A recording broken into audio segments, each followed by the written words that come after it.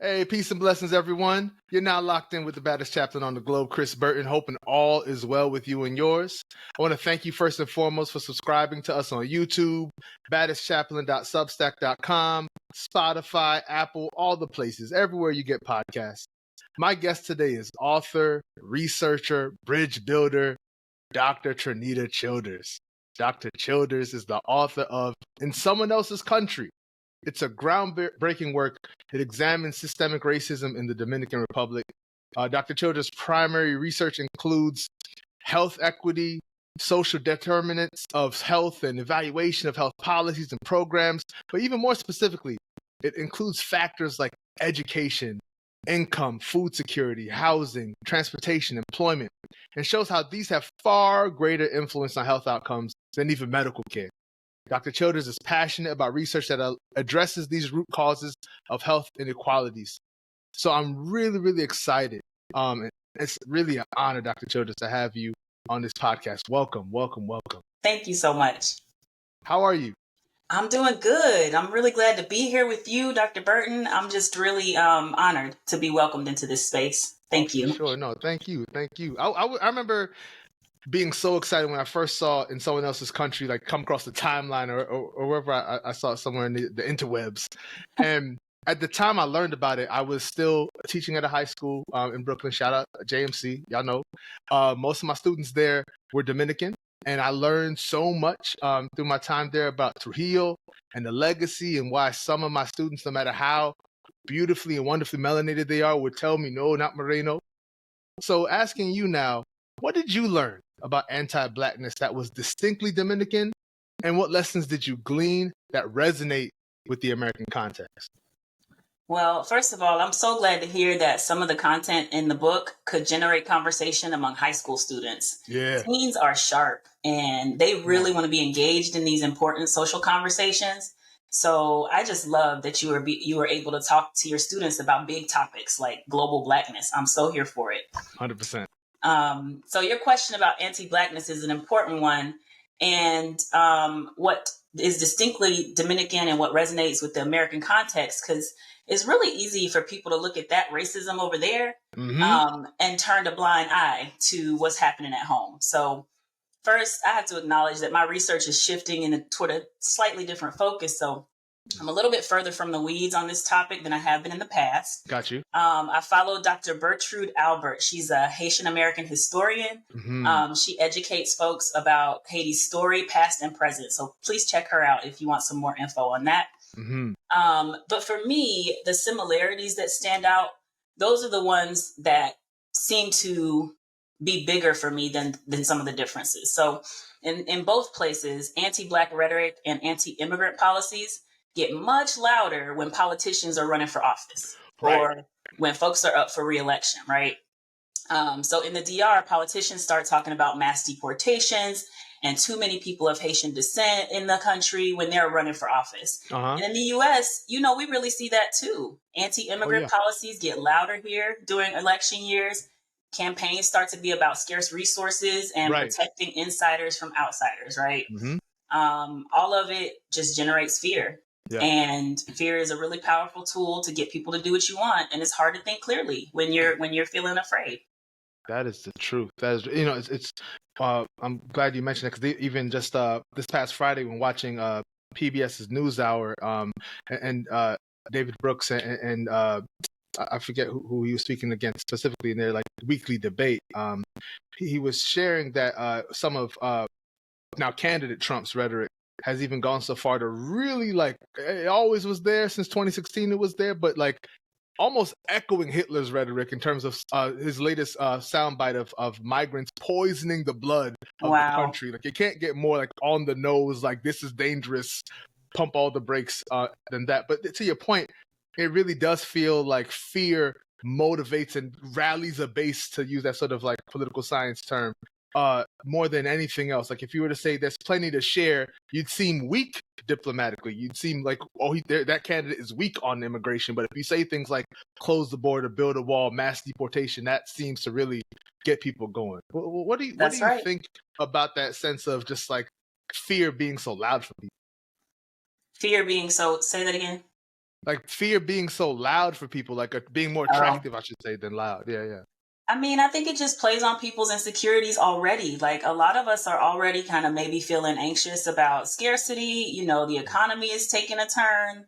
There are some things that folks already may be feeling a little worried about. And then you have people on a national stage that really just play into those fears. Mm-hmm. You know, it ends up being harder for people to kind of wade through the details because you're only able to act in that emotion. So it makes That's it the much truth. harder. That's the truth. And I bring up fear because I always view the opposite of fear being faith. And I'm seeing with your work now, you're doing this notion of like faith-filled empathy and talking about that in a divisive world. So talk to us about your approach to this work, particularly in this prolonged cultural moment where people are terrified and because of that fear, also acting in bad faith. Yeah, I hear you. I mean, we could dwell on this notion of acting in good faith and bad faith for a real long time. For sure, for sure. That could be the whole talk. But we really are like living in a divisive world these days. And now the divisions in our country are not new. You know, Right, some of the right. issues that we're working through are cousins of the issues our parents and grandparents have been laid bare. Mm-hmm. And in recent years after the COVID pandemic, we saw just how segregated our country really is, Mm-hmm. as millions of people died and hospitals were just completely underwater. Right. And this impacted hospitals all over the country, but community clinics and hospitals in low income areas or rural areas, even. I Mm-hmm. mean, it was just, they were completely under resourced. And then the Black Lives Matter movement, including waves of national and global protests following several very public deaths of Black folks Right. at the hands of police, you know? So this is just, it has felt really divisive and it can be heavy for us. Mm-hmm. So I think that one thing that when you think about like faith-filled empathy and moving past some of these divisions, I really think about biology and DNA. And when you look at Come DNA, on. humans are actually so much more alike than we are different. Absolutely. If you look at any two unrelated human beings on the planet, I'm not talking about your cousins or your nephews. I mean, you're like two perfect strangers. Right. Their DNA would be 99.9% identical. My goodness. And only zero point 0.1 would be different from each other. 0.1% of their DNA would be different from Wow. each other. So let's say you zoom in on this. I'm going to get like slightly technical, but if you All good. zoom in on the 0.1%, that varies. Almost all of it is found between people within the same race. Come So on. if you're looking at people from different races, odds are they're much more genetically similar than they are different. Yeah. So, you know, we know there are differences in race when you look at health and education and economic outcomes, but these are social material differences that we humans created. Like these Right. are differences that we made to centralize power and control over other groups. So, you know, if you really think about it, it can be depressing, Mm-hmm. but you have to take breaks from that kind of work, take care of your heart. But if you lean into your faith, if when I lean into my faith, I figure if we created this structure, these systems where wealth, income, education, these opportunities are tied to race, then we can uncreate it. Like Absolutely. we could connect over shared vision and shared goals, and we can uncreate this system if we create it in the first place. You saying that reminds me of a phrase that I've preached, and I need to put it on a T-shirt. But it's like wickedness has an expiration date, right? Like Doesn't it though? it really does. It Right? really does. It Because can't last always, right? it can't last always. Because people will talk about it, especially when people get into it with like talking about racism, and they make it seem like oxygen, like this thing that has always been and always will be. Like these things are not old when you think about the span of human history or just how long Earth has been around. Like we Right. got to stop giving it so much power to say it's like a natural law now, because it is. That's exactly right. And we also have to start like reimagining something different. I think that things like this start to get steeped and normalized Right. when we stop trying to imagine like what else could be. Absolutely. So Absolutely. That's really it. That's really it. I want to talk a bit about your work and how it relates to children and families. Thinking about especially the worlds we create when we do the sort of work that we do. And I think a lot about in my own life the world I hope my work is creating for my children. But talk a bit, if you don't mind, about how parenthood has affected not just the nature of your work, but also your lens and how you apply that. yeah, this is such a cool question because, just recently it dawned on me that being a parent has actually helped me become more myself. Right.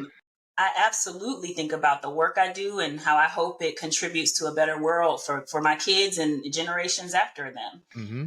But I see parenthood as part of my ministry.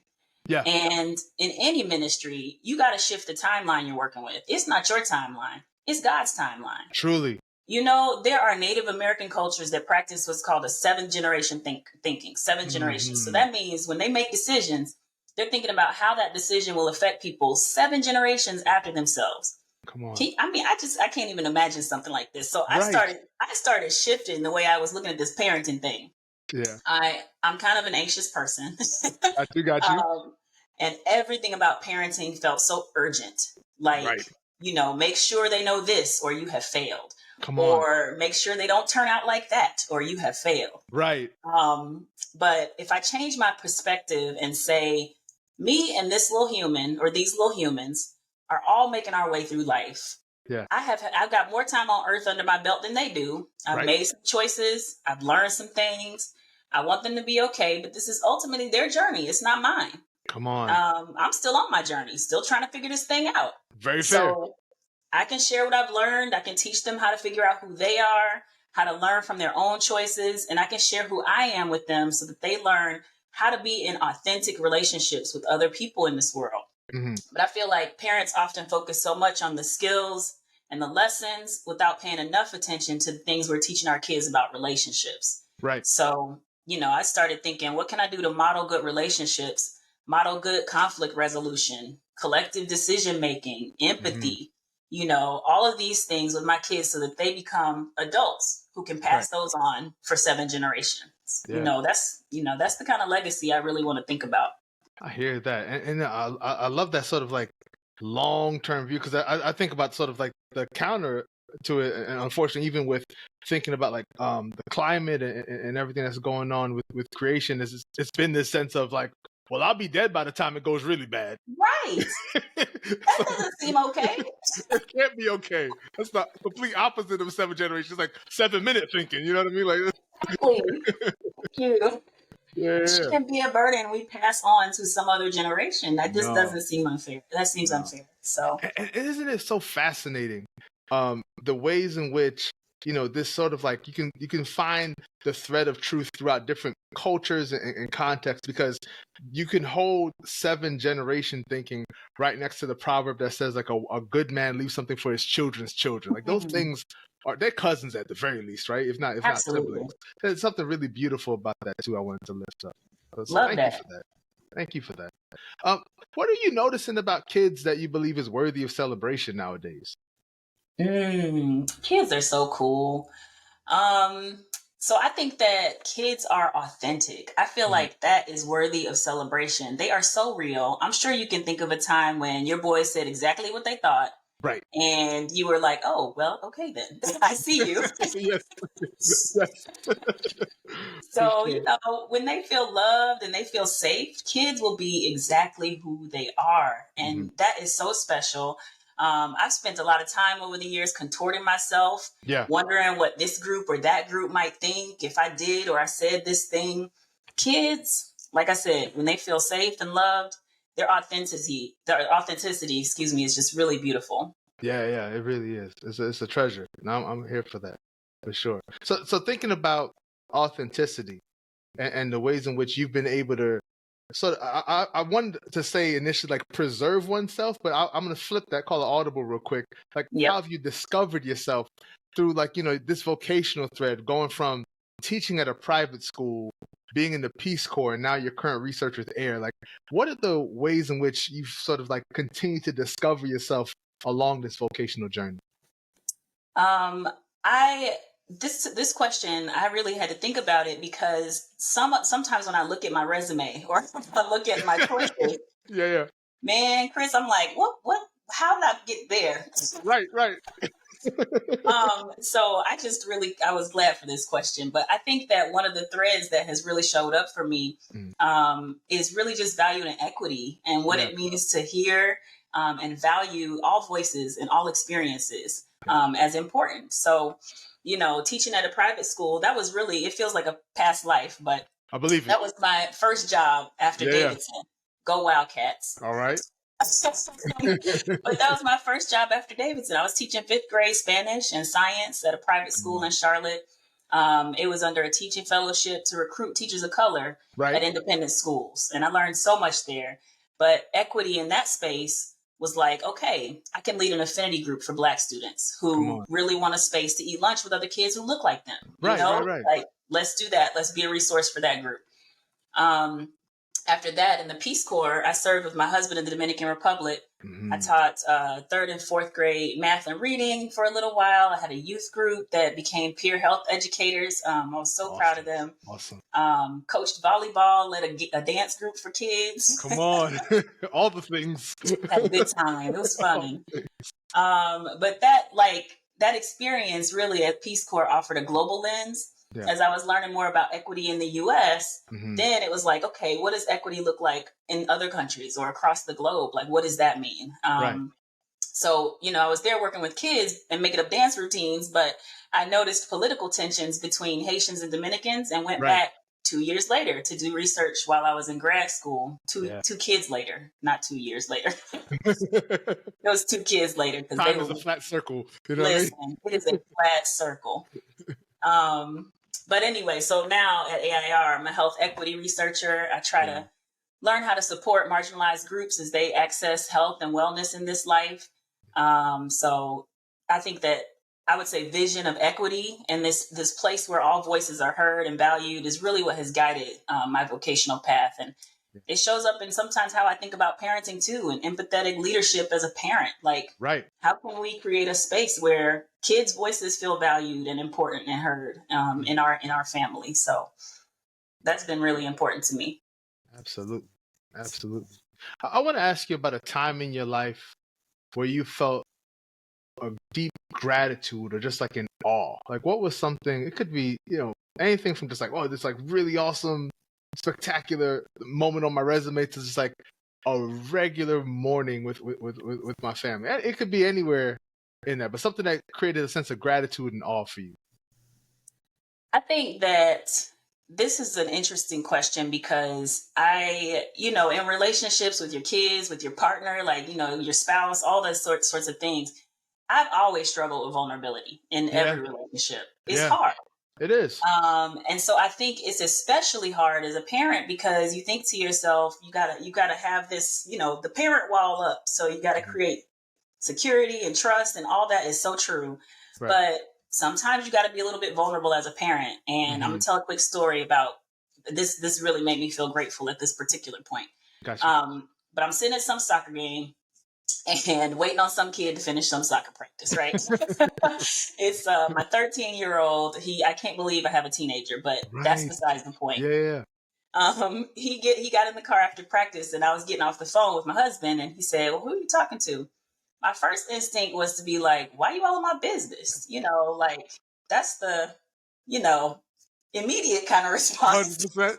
Yeah. But then I was like, you know what? I'm working through some things. I'm going to be honest. I'm going to be vulnerable. So I told him I was talking to Daddy. I called him because I was feeling sad and I was feeling lonely. Right. And I second guessed whether I should tell him because, mom's got to keep it together. 100%. But at the same time, I was grateful that I chose authenticity and vulnerability because sometimes in life, people going to feel sad and lonely. That's the truth. Sometime in his life, he is going to feel sad and lonely. Right. And it is totally normal when that happens to reach out to the people that love you for some support. And, I just think that the parent wall serves its purpose sometimes, but it can't be up all the time if we really want to have like a deep connection with these little folks we're trying to mentor and give them a little picture of what life is truly like. So they're not caught off guard by these things that are just such parts of the human experience, Yeah. So I was uncomfortable, but I was grateful. I was really grateful for it. Absolutely. Thank you for sharing that because it helped me. It helps me think about the ways in which I have like struggled with perfectionism in parenting. Absolutely. And this need to sort of be just like, especially like as a dad, it's like you want to just be like super strong about everything, right? Now, I ironically wearing a Superman t-shirt right now as I describe that, but but just thinking about the ways in which you will always want to have it together. And there's such a good modeling for our kids to be like, I don't got it right now. Like it's something that's I beautiful. love it. Yeah. And I know, like, when we were growing up, like, we can remember being like, do our parents always have it together? Like, Right. is this real? Yeah. Kids are so insightful. They know. Yeah, they know. So I'm just kind of like, why not go ahead and just, I don't know, be open a little bit. Just be open. Like, strengthen that bond. You know what I mean? That's it. That's it. That way, nobody has to be perfect, right? No, right. Them either. Them either, right. We could all just be, on our way. On our way. I like that, Chris. We are just on our way. On our way.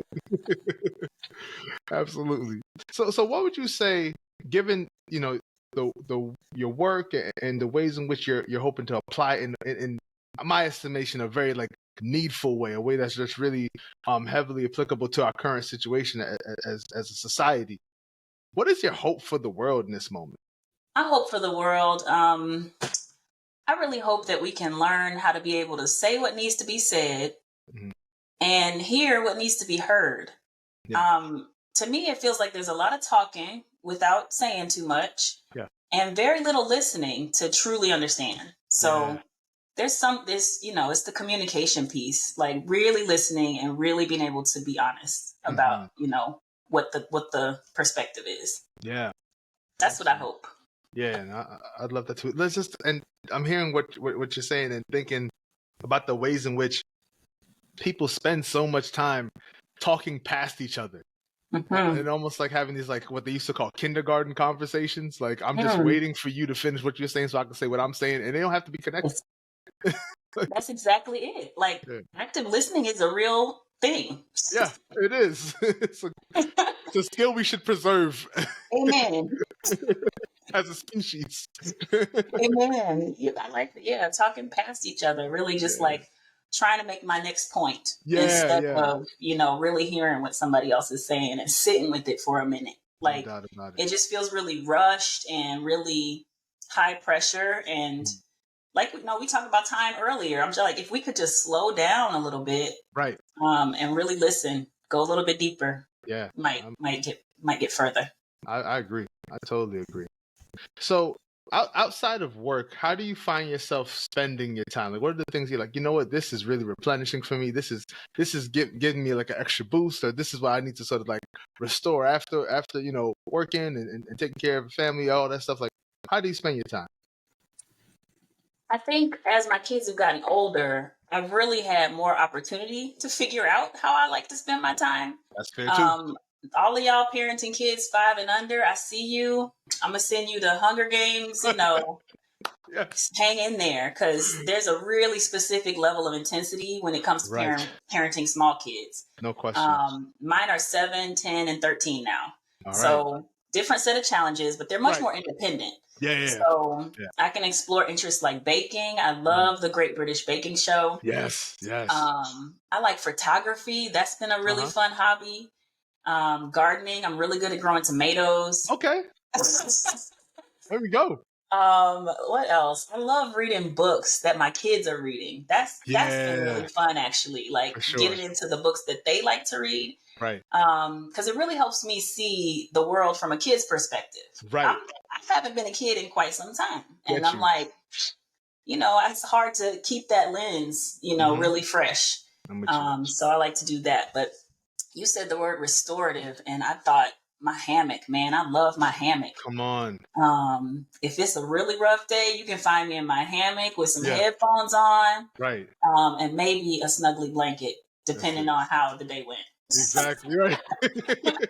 Like, there's degrees of how the day went. Yes. Based on the accessories. Absolutely. You can like mix and match. You can like jigsaw puzzle them. Right. Absolutely. I hear that for sure. Now, this question I ask to every guest on Baddest Chaplain, but it's really become a favorite question of mine because it really helps. I think the audience get a good sense of not just who you are, like your values or something, but like the folks who inspired you and stuff. So imagine that you're hosting a dinner. You can invite 4 people, dead, living, fictional, real people. Trenita, who are you bringing? First of all, Chris, this question stresses me out. I'm sorry. That's I mean, you talking about anybody living or dead. right. And I can only choose 4 people. So I don't love this question. I don't like this question, but I like you. So I'm gonna answer the question. There we go. I would choose Maya Angelou, Audre Lorde, and Langston Hughes. And I think it's because I'm particularly called to writers, like writers, creative thinkers, political commentaries, that kind of thing. Right. And I would love to soak up some ancestral wisdom from those 3. That just sounds really dope. That's it. And the 4th person would have to be a musician. Okay. You gotta have the vibe right. Right. And so I would say Duke Ellington for good atmosphere. No skips on this list for something that was stressing you out. You came out the gate with I don't rank the list, but if I did, your list be getting like a gold jacket or something. That was a fantastic list. Hey. Fantastic. I'm breaking my own code. I try to be neutral about lists. I'm like, interesting group. No, that was a great group. You can't be neutral when it's the best group. No, like you came out to get with Maya Angelou. Like I was like, all right, I know exactly what time it is. Excellent group. 10 out of 10. Yeah.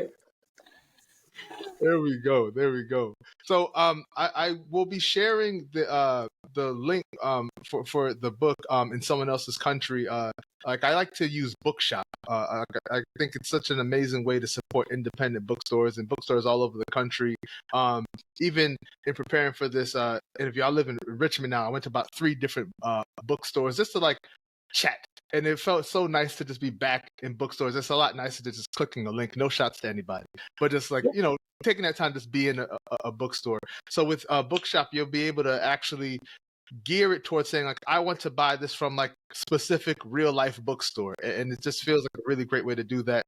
Support an amazing author, an amazing cause in terms of like independent bookstores, but also just enlightening yourselves. And I think particularly for folks who, are in the US and are just like, I don't really pay attention to what's going on elsewhere. I think this is such a great text to help you understand the ways in which, what's going on over here is connected to what's going on over there, wherever there is. So I really want to encourage folks to take advantage of this. And just in general, Trenita, where can people sort of like keep up with your work, or what are the things that you're like, what, I want to point you in this direction? It doesn't even have to be something you're up to, but something that you admire. What's something you want to give a shout out to? Yeah, I think we can shout out my Instagram. I'm trying to learn how to post stuff about parenting. Let's go. It's at Dr. Trenita. No, wait. It is at Dr. Trenita Marie. Okay, we go. I gotta get it right, Chris. I'm gonna put it right in the episode. Right in the thing. You be good. It's new. Y'all be patient with me. It's new. It's all good. Listen, I started using this app called Spill. And okay. And I'm at Baddest Chaplain on all social media. But for Spill, they were like, it's taken. And I got mad and I got scared. I was like, how dare you? I was like, who's doing this? But no one took it. They just, for some reason, wouldn't let me change my name. And then they allowed us to change our name one fateful weekend. And so I'm at Baddest Chaplain on Spill. So it takes time. We just got to have grace for everybody. It takes a minute. It takes a minute, for sure. But this has been an honor and a joy, and thank you so much. And to you all who are watching and listening, please be sure to support and follow at Dr. Trenita Marie, and it's gonna be great. I'm really excited to see the ways in which the research is so adaptable. It's almost like a academic Swiss Army knife. You know what I mean? Like you just continue to just adapt to the times, but it's such a beautiful collection of information that's still relevant for us and still useful for us. So thank you for everything you're doing and keep doing. Blessings on the journey. Thank you so much. I'm so glad to be here. This was such a fun conversation, Chris. I just love catching up with you. And I look forward to more conversations. 100%. And y'all be blessed. Till next time, make sure you follow us on Spotify, Apple, YouTube, Substack, all the good spaces and places. Take care, y'all. Thank you again. Peace.